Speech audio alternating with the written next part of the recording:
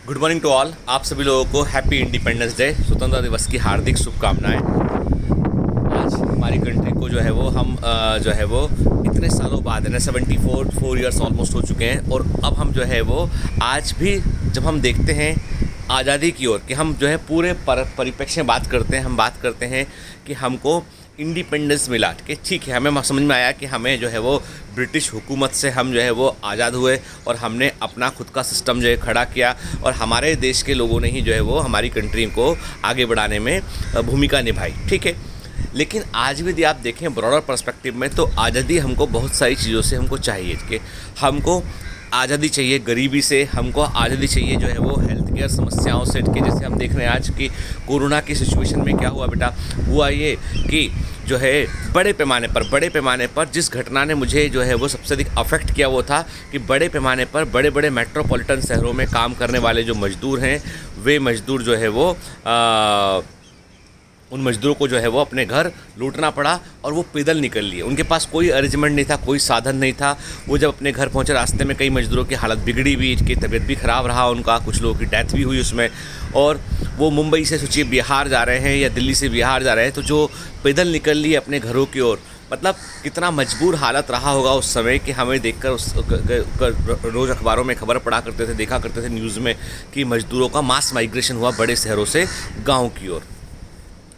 तो हमें ये सोचना पड़ेगा आज भी, क्या आज भी एक आम आदमी इतना मजबूर है कि एक बड़ी आबादी जो है समस्या होने पर सड़कों पर निकल जाती है। वो आज जब मेरे आसपास आप देखें बड़ी बड़ी बिल्डिंगें दिखाई पड़ रही हैं, आसपास और भी इमारतें हैं, कुछ बन भी रही इमारतें यहाँ पर है। तो जब इनमें काम शुरू हुआ दोबारा अभी अनलॉक के दौरान, तो इन बिल्डर्स ने जो है वो बसेस भेजी उन्होंने, जहाँ यानी जिन गाँवों से मजदूर आते थे वहाँ पे कॉन्ट्रैक्टर के थ्रू उन्होंने बसेस को भेजा। अब बसेस को लेकर मजदूरों को लेकर गाँव से शहर ला रही हैं, क्योंकि शहर में काम रुका हुआ है। यहाँ पर जो है कंस्ट्रक्शन का काम में बहुत अधिक जो है वो मजदूरों की रिक्वायरमेंट है, और वो मजदूर जो है वर्कर्स हमको मिल नहीं रहे, इसलिए जो है अब बिल्डर्स जो है बसेस भेज रहे हैं। मैं कहता हूँ कि ये जो आज आप बसेस भेज के मजदूरों को वापस शहर बुला रहे हैं ना, काश आपने उस समय कुछ मजदूरों को यहाँ से वहाँ भेजने का अरेंजमेंट कर दिया होता। ठीक है, या कम से कम इस बात को इंश्योर कर दिया होता कि वे इस बात को लेकर घबराए ना वो कि यहाँ पर अकेले रहेंगे तो उनको कुछ नहीं होगा, उनको खाना मिलता रहेगा। क्योंकि बहुत सारे ऐसे लोग हैं आज भी देश में जो दैनिक मजदूरी पे काम करते हैं, यदि एक दिन काम नहीं करेंगे तो अगले दिन के खाने का कोई अरेंजमेंट नहीं होगा। और ये एक सबसे बड़ी चीज़ है जिससे हमको जो है वो इंडिपेंडेंस आज़ादी चाहिए। हमको आज़ादी चाहिए इस बात से कि हमारे देश का कोई भी नागरिक जो है वो ऐसी विषम परिस्थिति में खाली पेट ना सोए। सरकार ने हालांकि जो है वो अनाज वितरण किया, बहुत कुछ करने की कोशिश की उसने, लेकिन मैं हर बार ये कहता हूँ कि हर बार आप जो है आपदा आने के बाद आप राहत सामग्री का वितरण करते हैं, यानी क्राइसिस आने के बाद में आप जो है वो उसको क्राइसिस का मैनेजमेंट करते हैं। Why not we can create a condition कि यहाँ पे क्राइसिस की संभावनाएं कम से कम हो, उस पर हमें काम करना चाहिए। हमें इस बात पर काम करना चाहिए कि हम जैसे आप देखिए ना, आपकी पूरी कंट्री में यदि आप देखेंगे तो एक चीज़ की डिमांड लगातार चल रही है, वो है, मैं हर समय न्यूज़ चैनल में देखता हूँ, सुशांत सिंह राजपूत को जस्टिस मिलेगा या नहीं मिलेगा। ठीक, हालांकि कई थ्योरीज हैं उसके ऊपर, तो मैं इतना ही बोलता हूँ कि देश का यदि एक नागरिक, चलिए वो तो एक बड़ा स्टार था, एक आम आदमी भी होता तो उसके लिए भी जस्टिस की तो उम्मीद हमें करना चाहिए ना। ठीक है, मैं कहता हूँ कि सरकारों को ये सोच छोड़ देना चाहिए, चाहे वो महाराष्ट्र गवर्नमेंट हो चाहे सेंट्रल गवर्नमेंट हो, कि ये सरकारों का आपसी कन्फ्लिक्ट है, ये एक आदमी के न्याय का मामला है।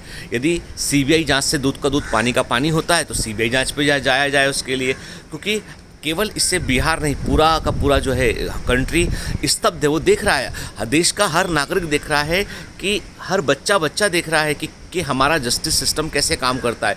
हमारे यहाँ पे मीडिया खोजी इन्वेस्टिगेटर बन चुका है, और जिनको इन्वेस्टिगेशन करना चाहिए वो चुप बैठे हुए हैं। तो मैं मतलब I am not talking about कि महाराष्ट्र पुलिस ने ठीक से काम नहीं किया या उसने ठीक से काम किया कि मेरा मानना ये है कि यहाँ पे सरकारों का जो कन्फ्लिक्ट दिखाई पड़ रहा है हमें कि वो बीजेपी गवर्नमेंट है या गवर्नमेंट दूसरी है, तो वो कन्फ्लिक्ट नहीं होना चाहिए, क्योंकि आम आदमी को आपके कन्फ्लिक्ट से कोई मतलब नहीं है। उसने आपको वोट देके अपने आप को बेच नहीं दिया, उसने सिर्फ आपको वोट दिया है, अपनी पसंद उसने बताया है। ठीक है, लेकिन जब आप मैनिपुलेट करते हैं चीज़ों को, उसके बाद आप जो है वो लोगों को अपना जो है वो लोगों के ऊपर अपने आप को आप मालिक समझते हैं। सबसे बड़ी वो जो गद्दारी होती है, जिसे बोलते हैं बैक स्टैबिंग है, वो आम आदमी के साथ में होती है। तो हमारे देश को आज़ादी इन ऐसी पॉलिटिक्स से भी चाहिए कि जहाँ पर पॉलिटिशियन जो है अपने आप को मालिक समझने लगें, बजाय हमारे सेवक। याद रखिएगा, जितने पॉलिटिशियन हैं, जितने अधिकारी हैं, वो सब सेवक हैं कि जन सेवा जो है वो ही उनका मोटो है, उसी के लिए उनको चुना गया है, उसी के लिए उनको टैक्स पेयर के जो लोग आम आदमी टैक्स भरता है उससे ही उनको तनख्वाह मिलता है, सैलरी मिलता है। इसलिए मालिक बनने की कोशिश मत कीजिए, क्योंकि आम आदमी का अवेकनिंग जब हुआ था उस ज़माने में भी, जब अंग्रेजों ब्रिटिश हुकूमत थी जिसका सूरज कई सारे देशों में डूबा नहीं करता था, उस ब्रिटिश हुकूमत को भी आम आदमी जाग गया था, उसने उसको हटा दिया। अब चूंकि वो बाहरी थे, उनसे हमने लड़ाई लड़ी, उनको हमने देश के बाहर कर दिया, लेकिन आप सब लोग तो हमारे अपने ही हैं।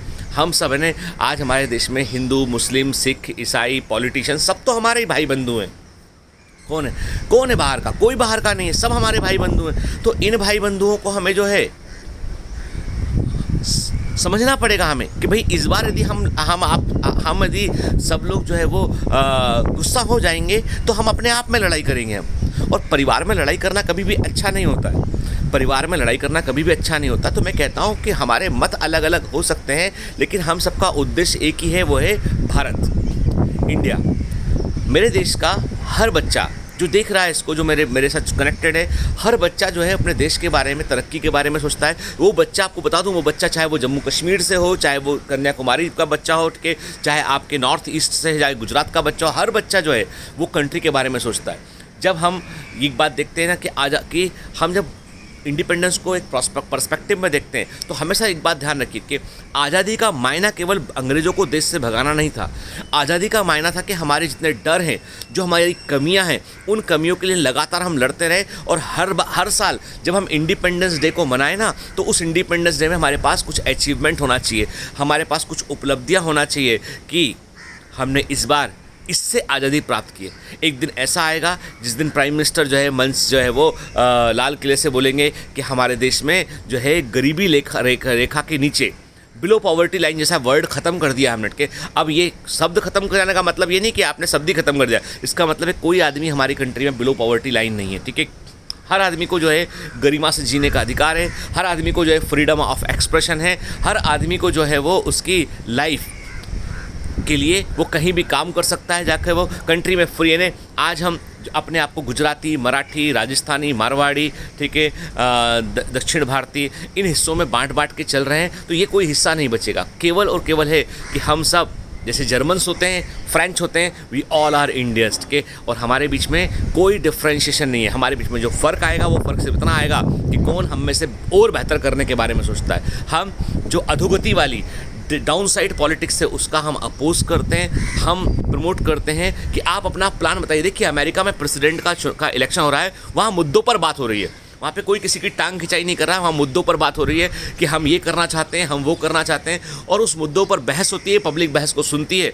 हमारे यहाँ पे टीवी चैनल जो बहस करते हैं वो भिंडी बजा रहे, वो बहस नहीं है, ठीक है, सब्जी मंडी के समान है वो। तो हमको आज़ादी चाहिए किन चीज़ों से?